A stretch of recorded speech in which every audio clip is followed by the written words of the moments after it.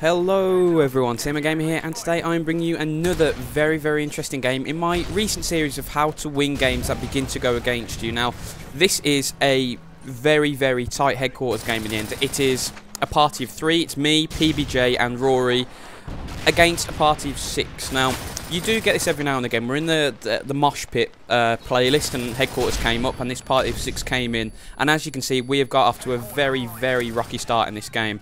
I mean, we got the dodgy spawn for the first headquarters, but then the second headquarters, the opponents really did swarm it, got all 6 guys around it, and then just held it off against us for a very long time. So what we decided to do is we decided to put our try-hard pants on. You know, we came out and did our absolute best to try and come back against these guys, and that was a bit unlucky. Didn't see the guy in the window. But when you are losing by quite a long way, I mean, we were quite 2 headquarters down very early on in the game. The key is not to panic. I mean, look at the game time here. There's still over 15 minutes of this gameplay left, so what you have to do is ensure that you don't just charge in and give yourself 3 deaths. I mean, I was being a little bit too aggressive there, for example. Didn't notice that guy, just getting my stuns and grenades off towards the HQ, you know, that sort of thing. But when you are trying to get to the headquarters, it's far more important to establish a cordon around the headquarters than it is for just 6 of you to pile on into the room. Because if all 6 of you pile on into the room, you are, you know, it's quite unlikely, but you have a chance of 1 grenade coming in and just killing your entire team, and you don't really want to do that. So what I like to do is have a role which is slightly different to that. I have a role of a patroller, basically. Now, PBJ, who's the guy I'm in a party with, he's a little bit different. He's the guy who will just try and rush the headquarters straight away. He will go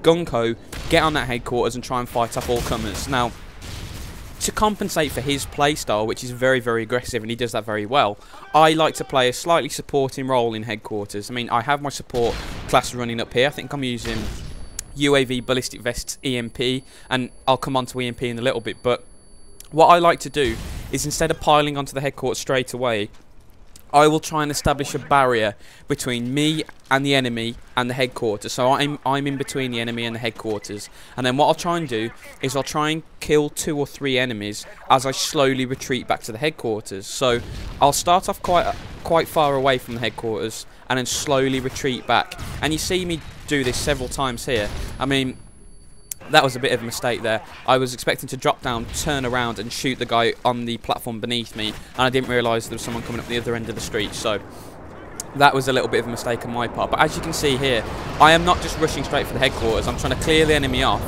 but I'm trying to prevent more people from getting to the headquarters, because this is the major way you win objective-based games, and that is by killing people before they even get close to the objective. I mean, if you hear we're losing B in domination, for example, or the enemy is capturing the headquarters, you see the icon flashing, you know you've made a mistake, because ideally you don't want them to get anywhere near it. And so this is where the role I play comes into its own. I'm trying to not sit on the headquarters, but what I'm trying to do is keep the enemy away. So I'm staying close enough to the headquarters to react, and I'm using ballistic vests obviously to really help me and my teammates out. But what I'm trying to do here is just stay in the market, react to the spawn locations, switch it up, and then put the pressure on whenever I can. I mean, it's a little bit of an inexact science. I mean, the spawns switch so quickly in a game mode like headquarters, you're never quite sure where the next enemy attack's going to come from. So it's a little bit of a trial and error process.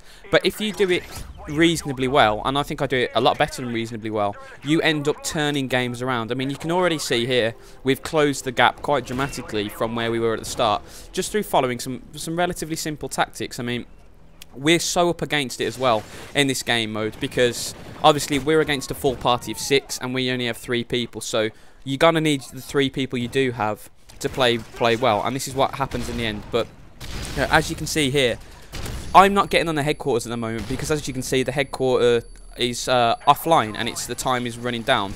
As soon as that headquarters comes online, a couple of teammates, normally James and one other, gets on headquarters, and what I try and do is try and keep the enemy off it. And obviously that time didn't go very well, because a lot of teammates died around me, they got the counter push on and they managed to force us off. But this is where it comes onto its own.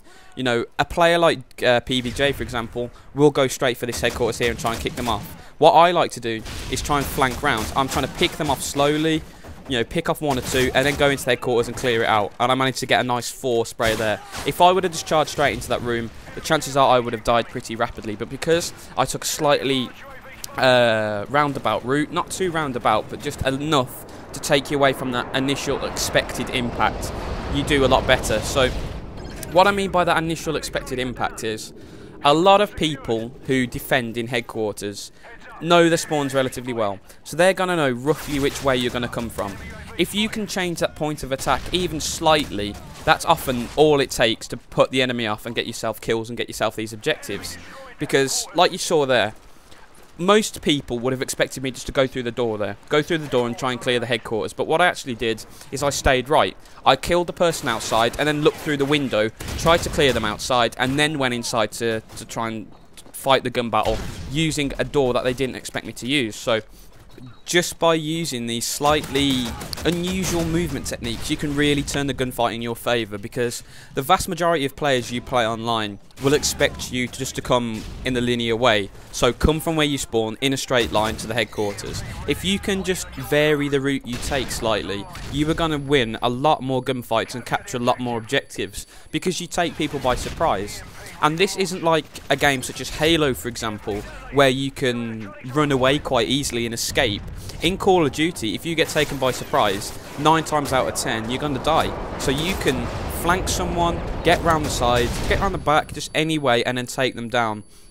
But I think that, and the key argument of not wasting your lives, is the best way to get back into tight headquarters games, because like you saw at the start, yeah, we were like 140, 150 points down, but the fact is headquarters games are so long, like can be over 15 minutes long. There's no need to panic like there is in, for example, Domination, because in Domination, if you get more than 30 points down, it's very, very difficult to pull back. But if you get 30 points down in headquarters, that's only one headquarters, so it's very, very easy to do. But this headquarters here is the prime example of establishing a cordon, where establishing a cordon is a good idea. Because the headquarters itself, as you can see here, is so open. What you need to do to be successful is try and force them off and try and fight the gunfights a little bit further away. So as you can see there, I'm providing flash support for my teammate who's pushed out of the headquarters, and now as you can see here, I move away from the headquarters itself and try and establish a bit of a cordon, because the worst place you want to be as soon as you capture the headquarters is on the headquarters itself, because the enemy know exactly where you are. As soon as it goes, the enemy have the headquarters, they know you're within about 5 meters of that headquarters box. And if you don't move pretty sharpish, you are going to die. And I get completely mowed by a final stand there. Just a terrible death streak again. Gets me another BS death, but what are you going to do? Just want to talk a little bit about an EMP, because EMP is a kill streak you don't really see a lot of people use. But I think personally it's a very, very underrated kill streak, because as you can see now, I am EMP'd and I can't see the radar, I can't really see anything. You know, the screen's a bit fuzzy, I don't have any hipfire reticle anymore. And just by doing that, it makes, you know, it more likely for the opposition to get confused, because, you know, I'm a decent player and I know the maps relatively well now, so I can still navigate around the map without needing the map, like the actual mini-map.